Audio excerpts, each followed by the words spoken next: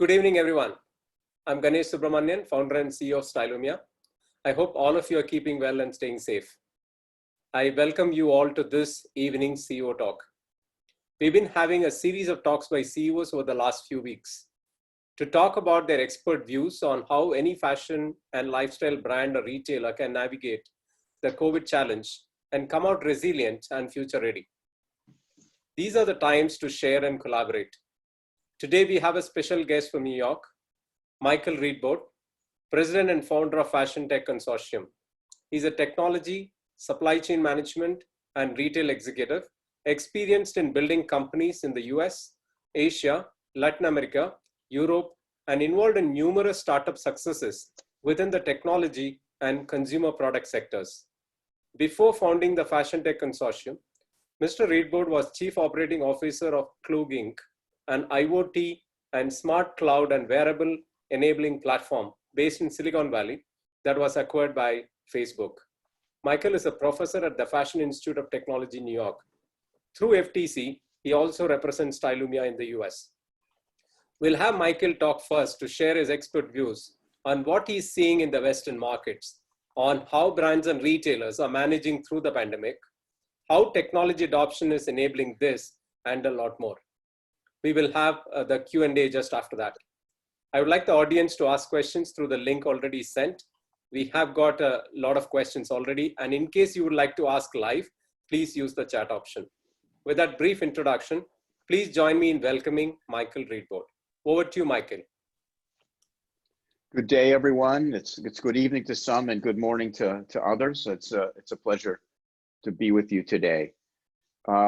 We have a challenging subject to talk about, and that is retail, which is going through some very difficult times presently.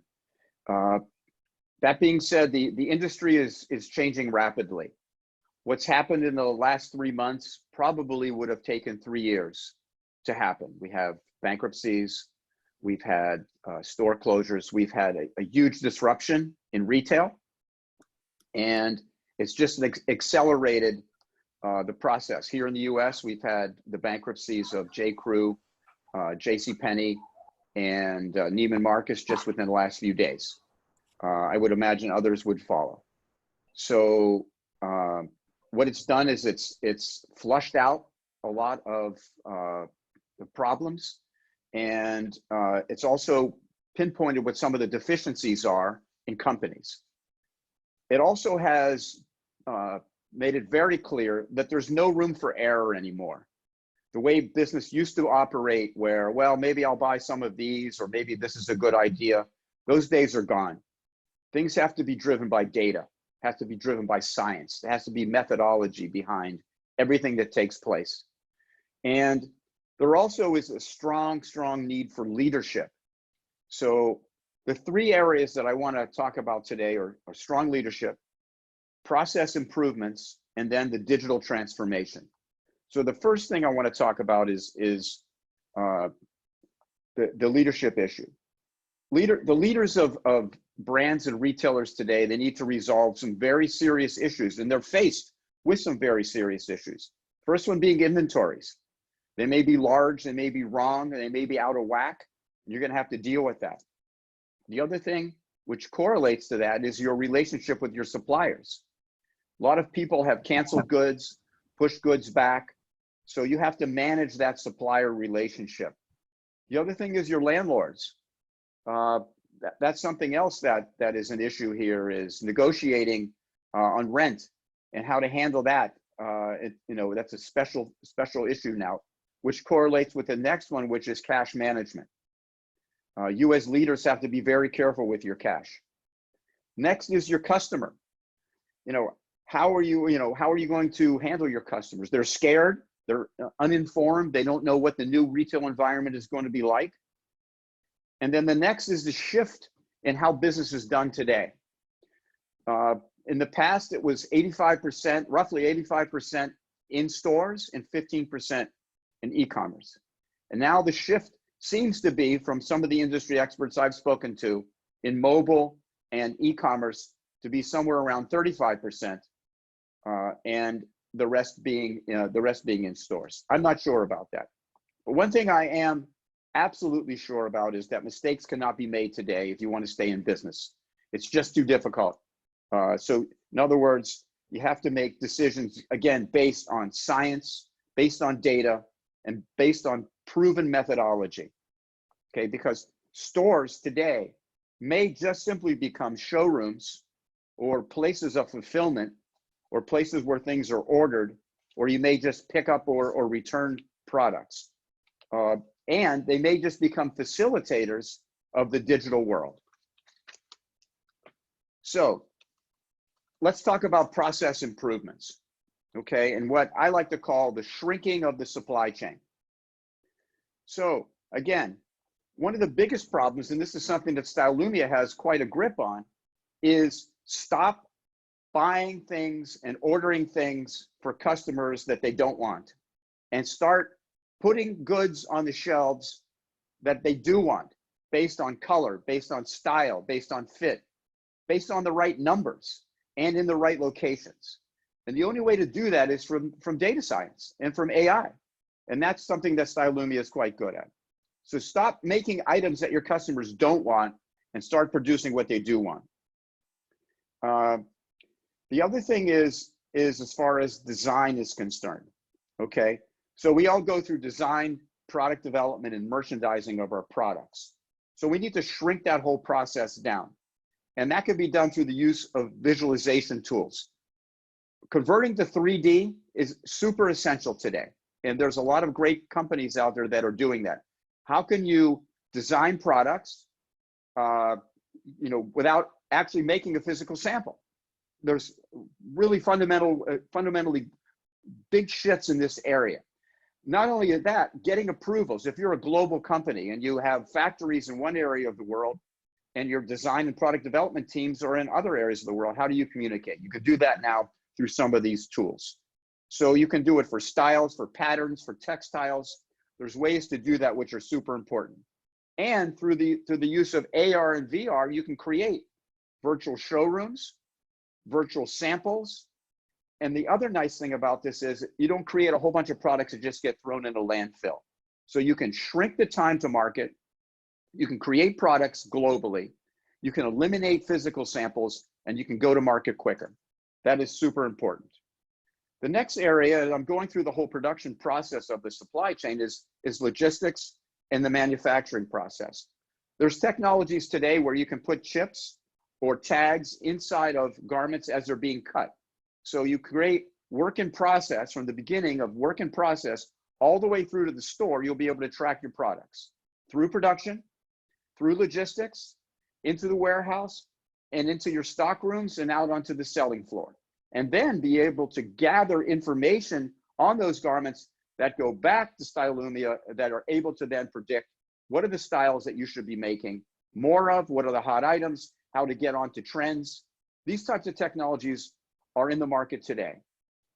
So we have IoT within factories that are able to determine production, be able to determine faults, to be able to take care of quality. Then you have asset tracking. So you're able to track your inventory and manage your inventory from the factories all the way through to the selling floor. And then in the next phase of that is warehouse management. One of the big shockers that I was told about as it relates to India is that during peak times, labor is a shortage.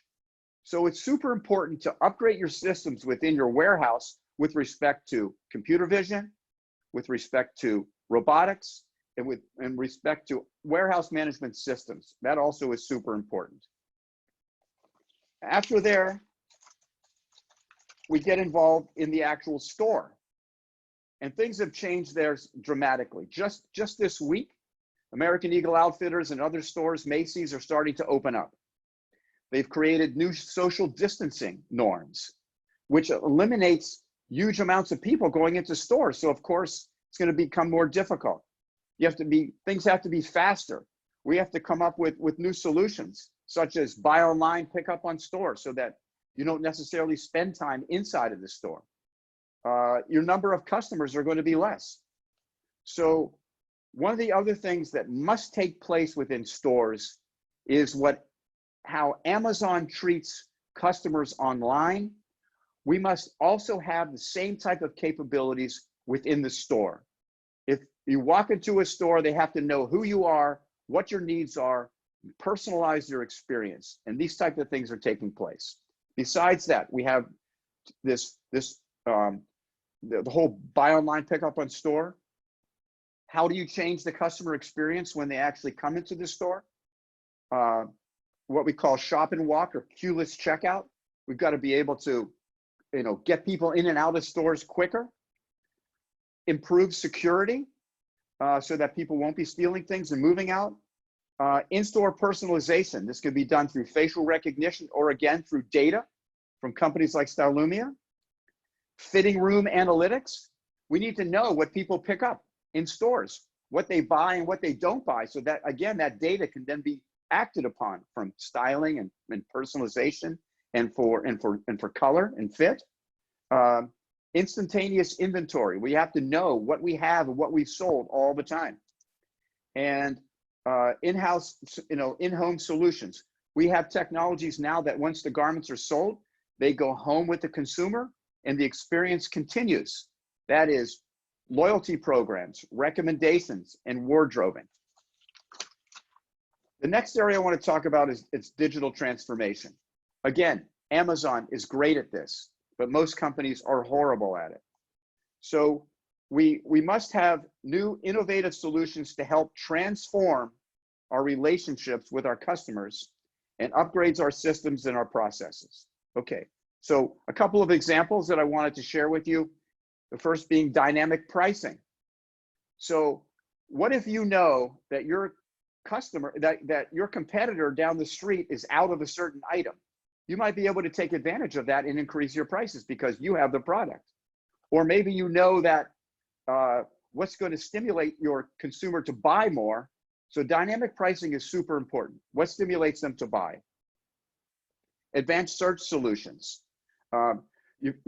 We've got to be able to have ways that when people go online, they're going to be able to have a better customer experience. So there's ways to go about doing that through personalization. Every time you go on to a major brand, let's pick North Face or Timberland, you go on their site, you see the same thing every single time. Now there's technologies out there that when you go on a site, you get a personalized experience that's dedicated to you, to what you bought, to what your likes are, to your mouse overs, all those types of things. So personalized searches are something that's quite important. There's new advertising platforms that are out that may be user-generated content that brands are able to advertise their products through their consumers and through their customers. Faster loading. There's ways to load your pages faster than ever before. Here's one that's become incredibly crucial in the last few months, and that is hijacking. Say you're on a Brooks Brothers site, or say you're on a Bloomingdale's site, and you're about to go make a purchase, and all of a sudden Ralph Lauren comes in and steals your customer. It's called hijacking. It happens all the time. It's a virus, and those things need to be cleared up, or you're going to lose a lot of your customers. Voice commerce. There's a big movement to voice. Instead of having to do searches all the time the conventional way, people are they're picking up their phones, they're talking into their phones. I want to find the best pair of black jeans, in a certain kind of fit or cut. Voice commerce is important. And then there's virtual try-ons, which come through augmented reality. This could be for glasses, this could be for makeup, this could be for apparel, all different ways of enhancing the customer experience. And then visual recognition. You're able to take your phone, take a picture of something, and then find that exact product, or find that within your own portfolio of brands. And these are just some of the kind of examples of ways that we're seeing of improving the experience today and being able to transform yourself from traditional brick and mortar ways of doing business to this new digital transformation. And that's basically what I wanted to cover initially, and I'm open for any types of discussion or questions. Thanks, Michael. I think that was quite elaborate given the time constraint. Just want to maybe quickly sum up the areas that you covered.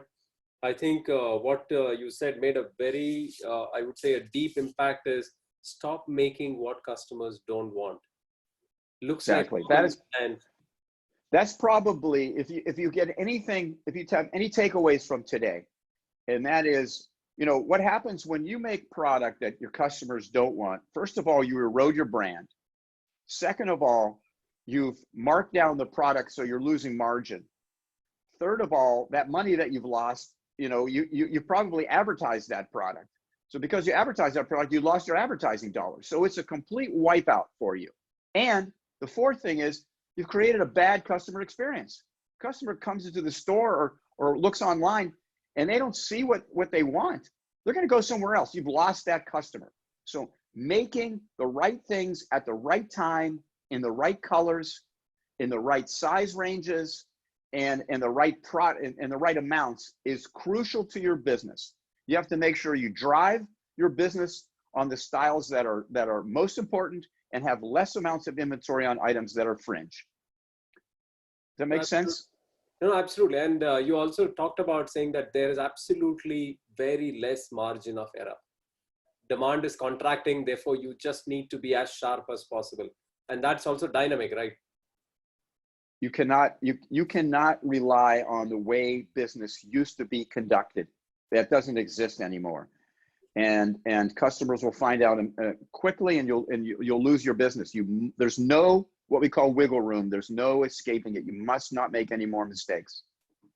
The second theme, Michael, that I'm also seeing from your talk so far is that there is an element of how can you convert your physical experience close to a digital experience, right?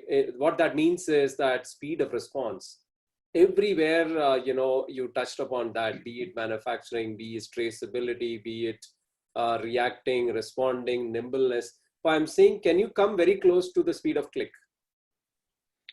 Yeah, well, the thing is, people use people go and have an online experience because it's effortless, it's seamless, it's frictionless.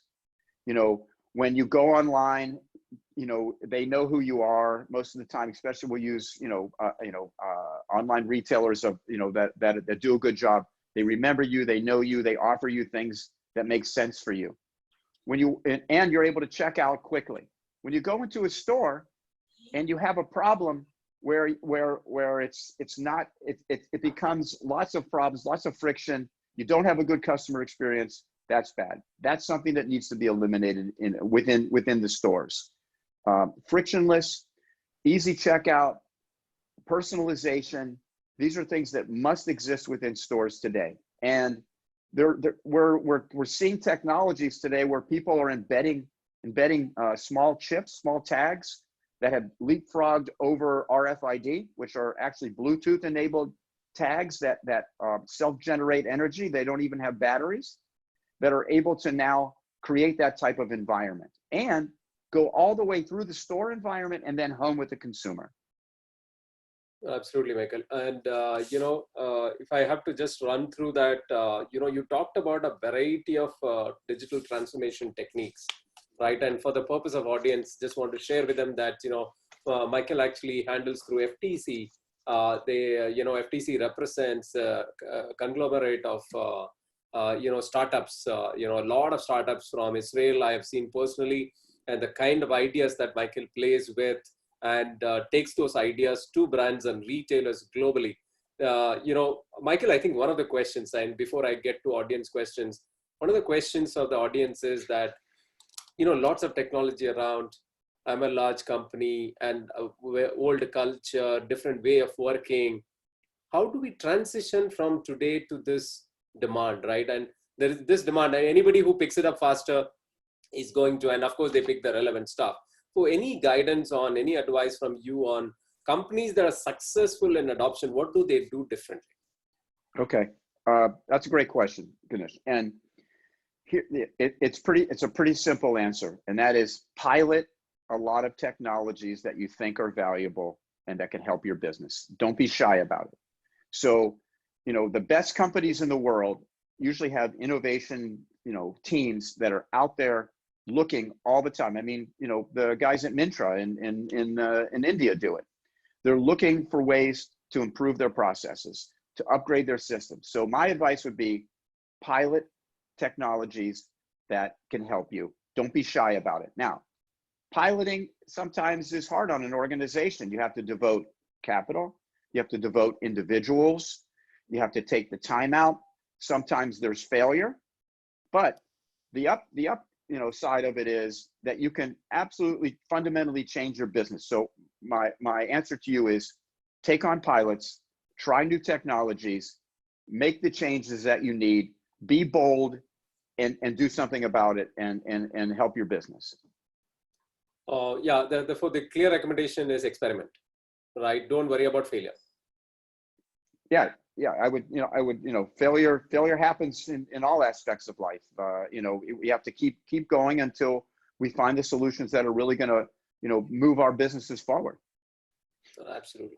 Well, let me move on, Michael, to audience questions. Let me start with the first one. You have a portfolio of startups you work closely with. What cohort of these startups do you find have aroused interest coming from retailers? Well, we have over 100 startups in our portfolio now. So, it's all across the board, depending on what type of retailer you are. I mean, we work with grocery stores and hardware stores and drug stores, as well as fashion retailers. So it's all across the board. But most of the time, people are looking for ways to provide a customer experience which is personalized, and in a way to treat their customer in a much better way. The other thing is what I talked about in the supply chain, which is how can I get to market faster, eliminate problems, create product that's more desirable for my customer, which is basically shrink the supply chain by having data, the right data, the right information on what is going to be a bestseller. You can pick what the best sellers are, and then you can then start to create that product digitally in 3D. That is an enormous advantage over what's going on now. The other thing that I've seen, which is interesting, is why not take product that you're in the process of creating and share it with some of your VIP clients, some of your VIP customers. Take your 100 best customers online. If you're an online retailer, look who's buying the most and say, I'm going to share some designs that we're thinking about doing for next season. Why don't you vote on these, and I'll give you a 20% coupon. So now you have insights. You have basically a focus group from your best consumers, and they feel great about participating in the design process, and they get a discount at the same time. So that's something that we're doing. But it's all across the board. I mean, we're finding ways to advertise product. We work with retailers of toys, so they want to be able to have little television sets inside of the aisles so that the kids can watch cartoons of what's selling, so they can make their parents buy those sorts of things. So we have digital screens that are inside of stores, which is helping to promote products. We also have smart screens when you go into the changing room, where you can ask the sales associate to bring you different products. If it's not there, you can buy it online. There's a lot of things like that. It's all across the board. So that's a hard question because we function in so many different areas. But a lot of it is on personalization. Personalization is super, super important. Yeah, I think the theme underlying in everything that you're talking about is anything that drives consumer benefit. People are experimenting, be it personalization, be it getting the relevant products, taking the right decisions, improving the experience. Absolutely. And being careful with your cash flow, making sure that you put your dollars into the right products so that you don't get into trouble later on. Now, cash management is super critical. No, absolutely. Can't deny. I'm sure every leader around the world right now preserving every single cent which is possible right now. So let me move on to the next questions, Michael. One, how do brands plan to protect midterm and long term when the perception of value will take a decidedly hard hit? Deep discounting is imminent for inventory clearance, early or extended end of season sale, which will happen for these, and sales will be a discount led in the short to medium term. Promotions will be a must, and many of them are in survival mode. But will it have a long-term impact? That's a question.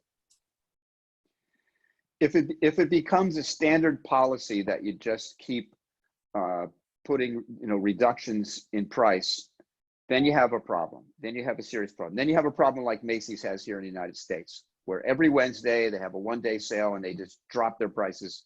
So the consumer never buys any other day of the week, except around the holidays. Unfortunately, now people are sitting on bad inventory. My point of view about inventory is like vegetables. It's not going to get any better. You got to use them. You got to sell them. You got to circle your way through that inventory and get it out the door. So you may want to call it a special sale, but I would not think that your business could survive by discounting on a regular basis. You have to establish some value pricing, and maybe your consumer needs to know that you're not jacking the prices up at certain times of the year and then dropping it later on. You might want to do some sort of value pricing where you have everyday good prices for good quality products. But if you're a branded house and you have prestige brands, of course you can demand more margin. I wouldn't get into the habit of marking down and dumping branded goods into the marketplace. I mean, everybody sees that. They have discount retailers. You have, here we have special retailers that buy people's old inventory, but that hurts the brand. It absolutely hurts the brand. So I think you're going to have to cycle through your existing inventory now to get back to a place where you're going to have regular margins. And that, again, going back, is so crucial to make sure that you have on the shelf the right product, and that you don't make a mistake and buy the wrong goods again, that you do have to mark it down. Yeah, can't agree more, Michael. The next question is, while it is targeted at India, but I think it's in general a very valid question. A lot of brands have deftly pivoted or in the process of switching to an omni-channel model. And they're also experimenting social selling on Instagram. And they're all doing this maybe by default right now, maybe the survival mode. The question is, long-term channel switch, will this be customer behavior in the time to come? I believe so. I believe so. I mean, I see people are thinking about selling product in lots and lots of different ways. People that are what they call, digital immigrants, the folks that don't really have digital brands or didn't start, maybe started in brick and mortar stores, they have to go through this transformation. They have to do this digital transformation. They have to be able to sell this omni-channel, whatever it means. That's such a thrown around word. They have to be able to, maybe have ways to have micro fulfillment centers within their stores, and also have the online presence as well, and also use the influencers to sell their products. I mean, I think today, anything is a possibility, and that's why it's important to be out there looking at what the new technologies are, so that you're not left behind by your competitor. And there's enormous amounts of new technology out there. It's hard to navigate. So that's why it's important that you do keep an open mind and you continue to try and pilot new programs to see what works for you. But I mean, we all know that just because of the physical issues involved now with social distancing and this virus, at least for the next 18 months, that you're going to have to find new ways to sell product. So be open-minded about it. Very practical, Michael. And moving on to the next question, I think it's about, how will be the job opportunities for management roles in fashion and retail brand? While the questions for a particular geography, but I really want to understand maybe the elaborated question and say, what do you think should be the skill sets in the future would be required in management roles in fashion? That's a really, really interesting question. And I'll be upfront and frank. A lot of people lost their jobs in retail in the United States in the last 3 weeks, to 6 weeks. People I've reached out to, their email addresses no longer work. The ones that are still employed are doing everything in their power to educate themselves on the new technologies that are available out there. Picture this. You're an executive, you're sitting at home, you're working from home, you're supposed to be, doing your job. Your boss calls you up and asks you what you're working on. and you say, I don't know, I'm not sure what it is that I'm actually working on. You have to be informed. You have to come forward. Any executive today would need to be able to bring forward to their organization ideas, new technologies, and the ability to transform that organization. That's the best thing that I would tell them, is upgrade your skill sets, especially in the digital world, to those types of things. No, can't be a better time. I think it's also an opportunity for people to upskill and particularly, look at technology and see, which of them, at least to understand applicability of those technology in their context. Well said. But I mean, but of course, you have a lot of great data scientists in India. You had mentioned Israel before. Yeah. Israel, leads the world in certain fields, such as pharmaceuticals, cybersecurity, medicine, medical, telemedicine, these types of things. What happened was, a lot of the companies that were creating a lot of technology saw retail as an area that was struggling. So they pivoted from other industries into retail. And that's why you see so many Israeli technology companies today involved in every aspect of the business. I think if I was a young engineer, it could be in India or anywhere in the world, retail still has fundamental problems that need to be resolved. So if you're a data scientist and you happen to be working in another field, those skills translate into the retail fields as well. So I would say, if you're in retail or if you're in other fields, you have to investigate and find out what these new technologies are, which are making that digital transformation that we've been talking about. Absolutely, huge opportunities. I'm sure a lot of data scientists who would be watching this would benefit from this, at least consider retail as an opportunity. Let me move on to the next question. What are the expected change in consumer buying behavior post-COVID? What are you seeing there? And is there any generic thing which can apply in other places too? I just think that the biggest change that I've seen is a major uptick in e-commerce and people buying online. I've seen it myself. I normally like to go to stores and physically take a look at things. We're unable to do so. So products are being purchased online. Because of that, there's enormous amounts of data being created. There's enormous amounts of new advertising that's being pushed out. There's enormous amounts of every click is being analyzed. So these, and then of course what you talked about before, going into the whole social aspect of it. There's the influencers are becoming more important. There's a whole transformation away from standard operating procedures within physical stores.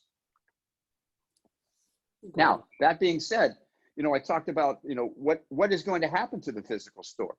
The physical store could become a facilitator of the e-commerce world. It could become a place where you try products on. It could be, a place where you actually, could be a showroom. It could be a place for where you do, pickup and returns. So we're not exactly sure, because we don't know what's going to happen physically as far as how many people are allowed to be in physical stores. Absolutely. I think the physical space looks like in the short term, medium term is an enabler of the overall commerce, right? And digital and physical, we've been talking, they're all coming together. And how do you make your physical store digital? I think that's going to be the key question. Right. And that's why some of the new technologies that I've seen, where you're able to put actual, facial recognition, tracking, new ways of frictionless checkout. These are things that are going to be important. Buy online, pick up in store. These types of technologies are going to transform the physical store. Yeah. And it looks like, I think, Michael, you will be bombarded with a lot of requests for sure very soon. Okay. It's a one-stop shop for a lot of these technologies, globally aggregated. It's a great place to be in serving the retail business right now. Next question is, what are the proactive measures you think a business could have taken up to sustain through a crisis like this? Or what can they do now? Apart from, well, you've talked about a lot of stuff, but maybe if you want to sum up. nobody could have planned for anything so horrible as this. I mean, it's just the only thing that I I could say is, going back to some of the points I made about leadership before. It's super important that you maintain the proper inventories within your store, which comes again to having proper planning. Your supplier relationships, so important that you have great relationship with your suppliers. Never abuse your suppliers. Never stick them with things that you can't sell. Your suppliers are your lifeline. Also have a great relationship with your landlord. Of course, landlords, they have to pay their bills as well too. I guess I focus mostly on cash management. That's, that is going to save so many companies in today's, crisis mode, is having cash on hand. That is something that's super important. And then again, your customers are your most important asset that you have. So make sure that you treat them correctly, communicate with them, make sure they understand that you're open for business and that you're going to be able to properly service their needs. Those are the areas. I mean, again, no one could have predicted, but being fiscally responsible, treating your suppliers the right way, and making sure that again, going back to the original theme that I started off with, is don't have product that people don't want. Make sure you understand your customers' needs and what the demands are, from styling, from the amount of inventory that you need to hold, and bringing the goods in at the right time. That is super important. That's every day that you have your business. But now there's no room for mistakes in today's retail environment. You must properly plan your businesses and manage your cash properly. Absolutely, Michael. I think that's super critical. The next question is with respect to the US market. How do you see US retail sector emerging from this pandemic? And what steps can the industry take to prepare for a winter resurgence of COVID-19 if it reoccurs like Spanish flu? Yeah, I don't predict the future well. I think that certain I mean, we have what we call critical industries, which are open: hardware stores, drug stores, grocery stores, those types of things people are going to have to go to. I don't know if anybody's been out, but it's really bizarre to have to go out with a mask and gloves on into whatever environment you're going into. I think that certain products, certain companies will always create demand for their products in a way that they've done over time. And that comes from great marketing. So I think marketing your product is still going to be super important. Creating the right image for what it is that that you're providing is important. That, again, going back to that customer experience, how can you personalize it? How can you continue to draw that customer in so that they want to buy your product? What's going to happen in the future? If we have another big outbreak, I think we're going to have to shut down again. I think we're going to have to, close stores again. I think you're going to see, and this is horrible, but you're going to see a lot more bankruptcies. You're going to see bankruptcies of businesses, and you're going to see bankruptcies of individuals. And you're going to see bankruptcies of real estate companies too, because they're collecting rent from all these places to pay the mortgages that they own on those properties themselves. So it's a crucial time in the world. It's a crucial time for the economics of the world and for a lot of industries, and retail being, of course, a prominent one. So, Michael, therefore, are you saying that it's a survival of the smartest, survival of the intelligent, who's managing through this very, very, I would say with a lot of care and a lot of attention to details, the data you talked about, technology you talked about? You can't run your business from past history. You can't run your business from instincts. You have to run your business through data and through science and through research. That's the only way to run your businesses today. I'll just keep pounding everybody over the head with this. Stop making products that your customers don't want. Manage your cash flow better, and have great relationships with your suppliers so that maybe they can give you terms that you're going to be able to survive upon. You're not going to sell as much product as you did before. Thanks, Michael. I think thanks for reiterating. I think we have said it multiple times. It's super critical. One last question. If retailers have hundreds of experiments to choose from, how can startups stand out and what can they do at their end to speed up effective adoption? Say that again, with hundreds of options to choose from as far as technologies, you mean? Yes, yes. And how can startups stand out in that space? Well, I haven't done this yet, but I'm going to kind of promote myself a little bit. That's what we do. We vet all of the companies to make sure that we have the best companies.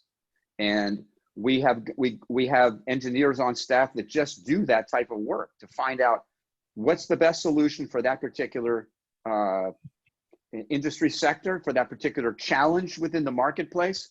And that's what we do. And that's why we have the best companies like yours, Stylumia, that's part of our consortium. But it's hard work. It's hard work, and it's a lot of vetting. And sometimes there's one company that does it well, and that's the only one, and they're the market leader. And sometimes there's five. But we go through the process of vetting each one of them, making sure that they have the best team, the best engineers, the best technology. They have the financial wherewithal. They've already deployed their technology, and they're able to successfully do so in multiple markets. So we go through and we evaluate these companies to make sure that they're able to provide that solution. Absolutely. And Michael, we've been with you for a while, and I really know the diligence with which, and a lot of people don't come with this holistic background, and you come with a lot of things, right? Right from technology to supply chain to understanding fashion and lifestyle so deeply. Now you're also expanding to other categories, and it's been awesome working with you. And any closing comments, Michael, before we end the session? No, well, thank you for saying that. I mean, I spent 35 years manufacturing, garments, so I understand the pain that's involved today. It's a very difficult industry. I think a lot of the folks on the call today are fashion-oriented people. You take a risk. You have to make products that sometimes, are as much as 6 to 9 months in advance. Again, why it's so important to be data-driven in what you do. I think that we're going to get through this. I think that it's going to be difficult for a lot of smaller organizations to survive, and I say that here in the U.S. as well as globally. But I think that we will survive. We just have to be super careful how we run our businesses to make sure that we don't make any of the mistakes that we made in the past. But again, look to innovation, look to transform what it is that you're doing. Look at some of these new digital solutions, try to pilot them, try to find out how to best deploy them within your organization. Remember, the startups are also suffering. You're not the only ones that are suffering. They're suffering too. So they're going to be very flexible in wanting to work with you. They're going to make sure that they service you in the best way possible. They're going to probably be more flexible on pricing schemes and pricing schedules. So I think you should do your best to investigate as much as you can the challenges that you're facing to try to solve these problems. But we will get through this, it'll be a changed world, that is for sure. But we will get through it. Thanks a ton, Michael. And, it's very, very difficult to get someone with a variety of digital transformation technology in one place. And you bring that. And I'm sure that FTC is going to do a huge benefit to the retail industry globally.